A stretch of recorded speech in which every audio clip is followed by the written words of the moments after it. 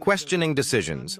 Accountability in public spending remains unclear and contentious. Who was involved in the sale of rooms on the beach or property owned by the Jamaican government, valued at $13+ million, along with the surrounding beach, with the beach and some surrounding property. He was instrumental. He was part, along with the Prime Minister. The report is there, along with the Prime Minister and along with the board, to sell this property to the Mexicans for $7 million. For $7 million. It's valued at $13+ million. This is the same man who said, "Wanna give me $1.4 billion for buy 110 school buses, and the buses will be in Jamaica on or before the end of July of this year." So far, we don't have 110 school buses in Jamaica. They were not in Jamaica at the end of July. And so now we are saying, well, money there. What would change? What would change there? You didn't effect the full purchase. So where's the change? Where the money there? Or where are the buses? We don't get that. This is the same man. This is the same man who said them dunce, dark and stupid. I don't know, we don't put up that one there, Kevin.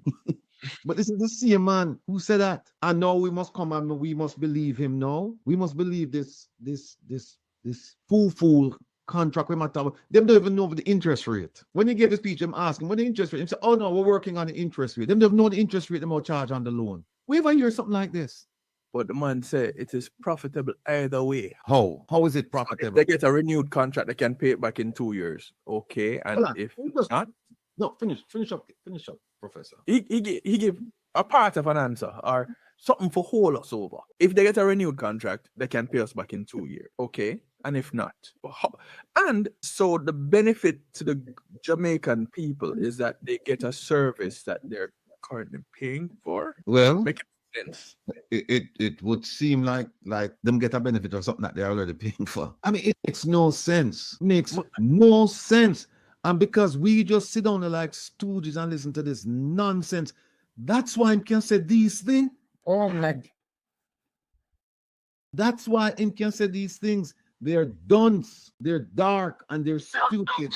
Oh my God. Only him alone have sense. And by the way, in case we forget, in case somebody might challenge me and say, well, him never said nothing about the buses. Here we go, what the buses. For arguing that the buses will cost 1.4 billion. Can you clarify what the 1.4 billion covers? Again, I've done it about 5 times, and I'm going to do it again for you. And if I have to do it 50 times, I'm going to do it. And if I have to go on a program for the next 3 months, 24/7, 365, I'll do it because... No, that's not true. That's not true. And Mr. Salt would say you're lying. Because you know why? We invited him to come on this program and him never fall away. We invited him to come on the program and come defend this and him not come. Guess what? It's important. The $1.4 billion is the same $1.4 billion that the PNP is proposing to spend to give 20,000 families $2,500 a week paid to the taxi man or the whoever man, I don't know. This situation is different. We are buying assets, 110 buses. We have to pay inland freight to get them to the locations, most of them Miami or New York, which is quite an expensive feat.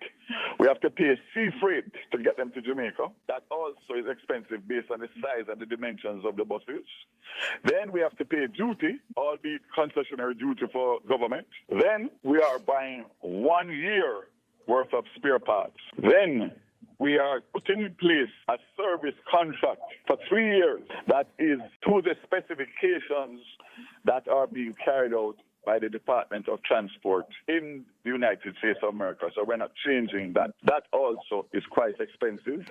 We are putting in a cashless system in every bus. We are putting in the technology, which consists of several varying different pieces of technology in order for the parents to be able to track their children, the schools, and of course, for the government to be able to monitor the bus, geofence it so we know where the bus is and if the bus comes off the route. Here and now. These are the facts. The 110 buses will arrive in Jamaica between now and the end of July. I know me say so. When I hear that, the 110 buses will be here in Jamaica by the end of July. July come and gone and the 110 buses still not there. Make we continue with this foolishness.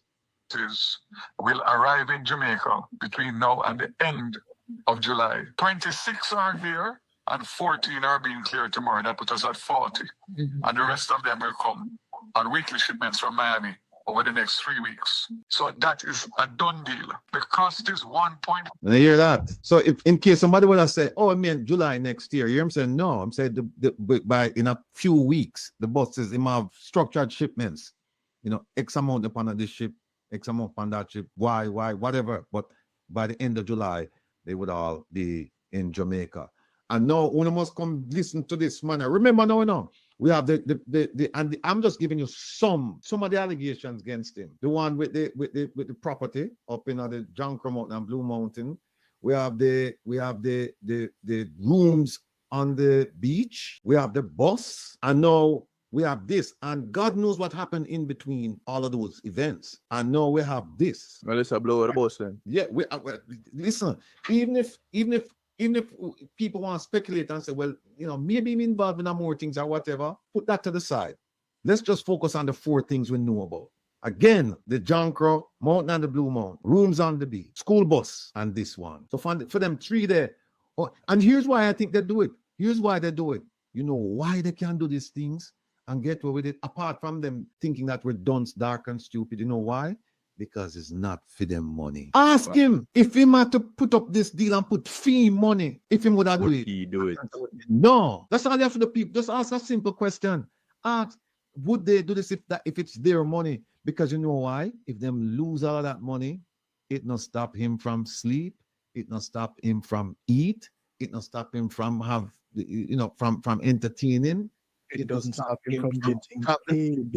It not stop him from getting paid. It not stop him from doing nothing. But if he had to do it out of his pocket, see, that's the approach politicians should take. They should take the approach that, listen, I'm going to treat this as if this is my money and me have to invest it because I have to make sure I don't lose. But when it's somebody else's money where you have to play with, when it's house money you have to play with, when the gambling house money you have to play, win, lose, or draw, you don't care because you're not going to feel it. It won't stop you from living the lifestyle that you were living before you entered into the gambling house.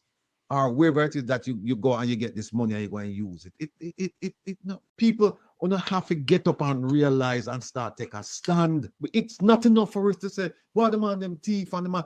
Here's the thing, Professor, here's the thing.